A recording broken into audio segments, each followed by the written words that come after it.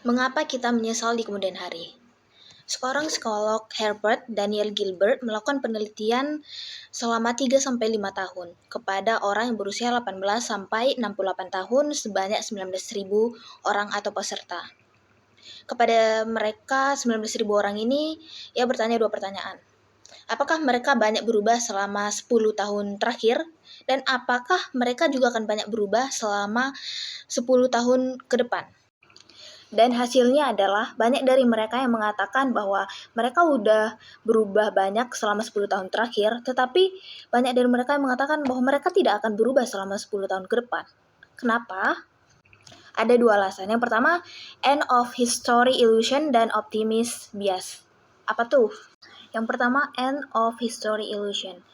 Itu adalah di mana kita merasa sudah banyak berubah di masa lalu, tetapi di masa depan kita nggak akan berubah atau hanya sedikit berubah, seperti itu. Padahal, jika kita bisa berubah selama 10 tahun terakhir, berarti kita juga pasti akan berubah selama 10 tahun ke depan. Sebagai contoh, ada orang yang pacaran lalu memutuskan untuk berumah tangga atau menikah. Nah, setelah menikah ini dia merasa pasangannya itu berubah gitu. Tidak seperti saat pacaran. Dia memutuskan untuk menikah atau berumah tangga itu karena dia merasa bahwa pasangannya ini akan terus seperti ini. Padahal setiap orang itu pasti berubah. Yang kedua, optimis bias. Optimis bias itu adalah orang yang berpikir positif tanpa memikirkan resiko, tanpa memikirkan kendala yang akan dihadapi. Contohnya, ada seorang yang membuka usaha dan dia berpikir bahwa dia akan sukses gitu. Usahanya akan laris, tapi dia tidak memikirkan solusinya bagaimana, tantangannya bagaimana, yang lain-lainnya lah pokoknya. Itu namakan optimis bias. 2 hal ini bisa membuat orang menjadi menyesal di kemudian hari. Yang pertama, end of history illusion, dan yang kedua, optimis bias. Tapi adakah orang yang tidak menyesal dalam hidupnya? Enggak. Manusia enggak ada yang sempurna dan pastinya kita semua pernah mengalami penyesalan.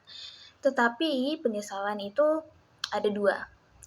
Thomas Gilovich, seorang psikolog yang mempelajari tentang penyesalan, itu melakukan penelitian dengan 2 pertanyaan. Penyesalan karena melakukan sesuatu atau penyesalan karena tidak melakukan sesuatu. Dan hasilnya 70% mengatakan bahwa mereka menyesal karena tidak melakukan sesuatu. Dan 25% lainnya mengatakan bahwa mereka menyesal karena melakukan sesuatu. Kalau menyesal karena melakukan sesuatu, kita bisa belajar dari situ, kita bisa berkembang, kita bisa maju, kita bisa memperbaiki yang salah. Tetapi jika kita menyesal karena tidak melakukan sesuatu, kita akan stuck di situ-situ aja. Apa yang kita pelajari nggak ada, karena kita nggak melakukan apa-apa. Jadi kalian lebih milih menyesal karena melakukan sesuatu atau menyesal karena tidak melakukan sesuatu.